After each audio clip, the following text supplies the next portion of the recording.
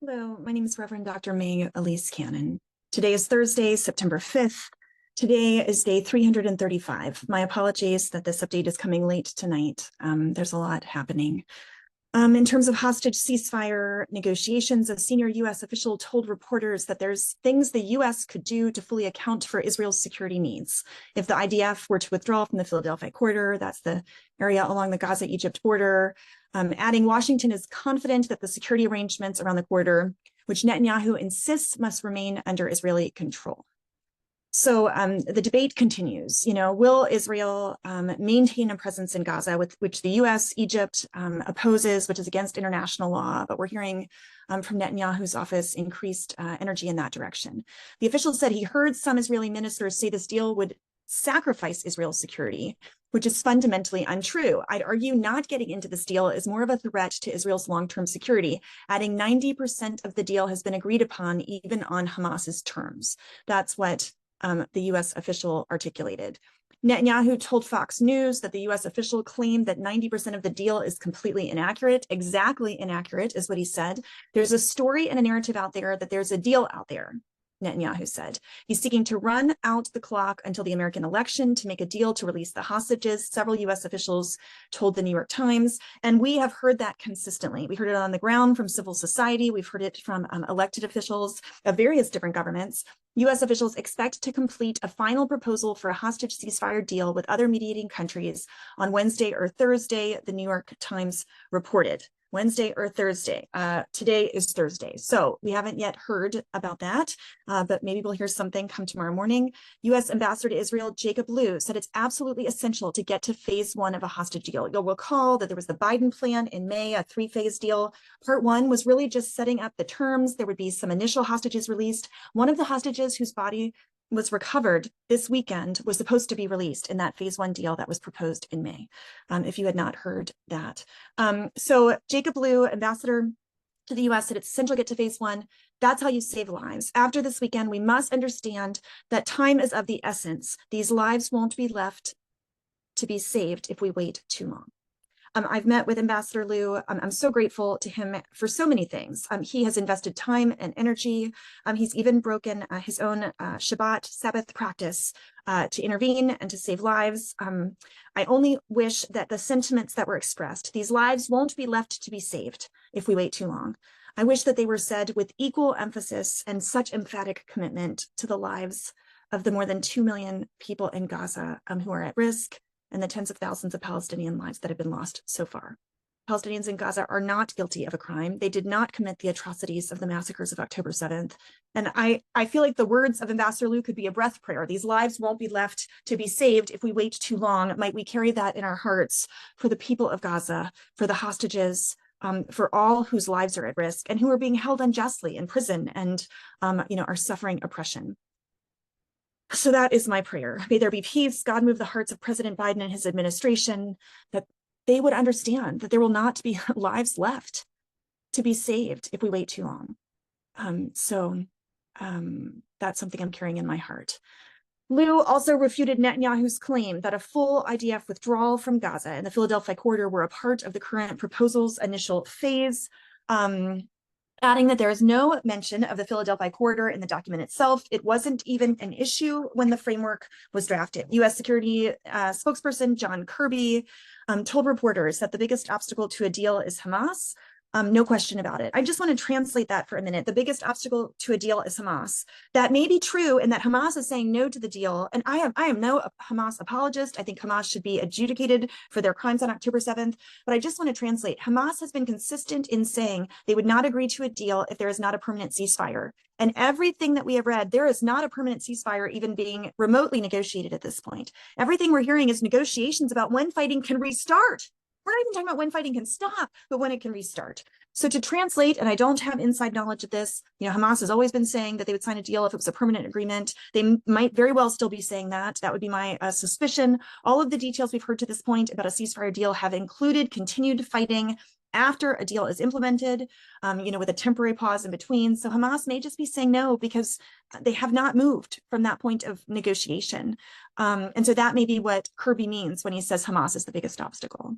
Families of U.S. hostages asked the White House to cut a unilateral deal with Hamas to secure the release of hostages. There are 7 U.S. hostages, one of whom is believed to have already died, remaining in Gaza. NBC reported this. The U.S. officials said the Biden administration explored this possibility half a year ago, but they did not advance it, and that they said the best progress includes negotiating with Israel. Ella Ben-Ami, the daughter of Raz Ben-Ami, taken captive on October 7th and released months later, who remains in captivity, said in an interview that Netanyahu has abandoned them, being the hostages, to death, or has abandoned, her father to death. Hamas said that Netanyahu's refusal to withdraw from the Philadelphia corridor aims to thwart an agreement to end the war and secure the release of the hostages. The chief prosecutor of the ICC, the International Criminal Court, Karim Khan, I think I talked about this yesterday or the day before, his request for arrest warrants against Netanyahu and Defense Minister Gallant is based on evidence that he has personally reviewed, adding that several world leaders had attempted to persuade him to withdraw the request. Khan expressed hope that once the evidence was revealed, the critics would agree with him. The health ministry in Gaza claimed Israel is refusing to coordinate the entry of medical teams into southeastern Gaza as a part of an ongoing operation to vaccinate for polio. The chief of staff of Egypt's military made a surprise visit to the country's border with the Gaza Strip, along which runs the Philadelphia corridor, to inspect the security situation. Egyptian state media reported, citing a military spokesperson, the Israeli Air Force combat helicopters struck a command center that they have asserted is used by Hamas and Islamic Jihad, located in the humanitarian zone in Deir al-Balah. The IDF said intelligence and precision weaponry were utilized to reduce harm to civilians. The death toll in Gaza, the most recent count, is 40,878 Palestinians killed and at least 94,454 wounded since October 7th. A Haaretz article yesterday is entitled, "Why Hamas Tries to Hide the Number of Its Militants Killed by Israel. All Gazans know not to post information about Hamas fighters who were killed. Anyone who violates the rule gets in trouble with the organization as well as with Israel." The article highlights how the death toll does not differentiate between civilians and combatants. According to the Israeli army, several well-known senior, quote, terrorists have been listed as women and have appeared among the dead with fake ID numbers. However, human rights organizations disagree, and they say the data released from the health ministry by Hamas are credible. It's even been accepted by Israel in the past, and may even be an underestimate. I've shared in previous updates about academic articles that have been written that also assert that the number of deaths in Gaza is believed to be at least 10,000 less because of bodies that remain under rubble that has not yet been removed. The official code of silence in Gaza has grown much more powerful since October. Hamas is at an all-time low in terms of its acceptance in Gaza. People do not support Hamas in Gaza right now, according to this article. And if they criticize Hamas, they can be beaten or even killed. Hamas releases the names of the organization's dead in only the rarest of cases. The population doesn't post them, not even families. Today, the people are against Hamas, so the group does not want to create a situation in which the public will believe the story that Israel tells, which Israel reports to have killed thousands of Hamas terrorists. The escalations between Israel and Lebanon have continued. 8 rockets and drones were fired at northern Israel from Hezbollah, and a Hezbollah operative was killed in an Israeli attack in southern Lebanon. In the West Bank, the Israeli military said 7 militants were killed in air and ground strikes in the city of Tubas and the Farah camp east of Nablus overnight into this morning. The death toll in the West Bank has just been exorbitant. Last year was the highest year since the Second Intifada, and the death toll was more than 700 as of October 7th. So we'll continue to discuss that in the days ahead. After meeting on Tuesday, the State Controller's Office, this is in Israel, there's still a debate about whether or not there should be an investigation on October 7th. The State Controller's Office says yes, there has to be objectivity.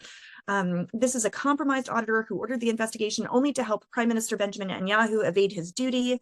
The controller says attacks on his office are dangerous, undermine the gatekeepers and the democratic fabric of the state of Israel. They're calling for a review that would cover political, civil, and military, that would allow for this inquiry into October 7th to proceed.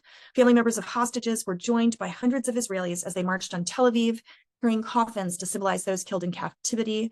The brother of Tamir Adar, who was killed in captivity, declared, "I refuse to accept any more friends in coffins.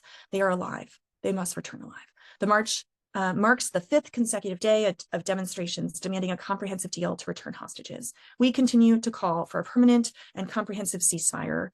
And so we stand alongside all others. They are alive and must return alive. Might that be true for the hostages, for all of the people of Gaza, as we continue in our efforts towards an end to all violence and towards peace. Might God go before us. In the name of Christ. Amen.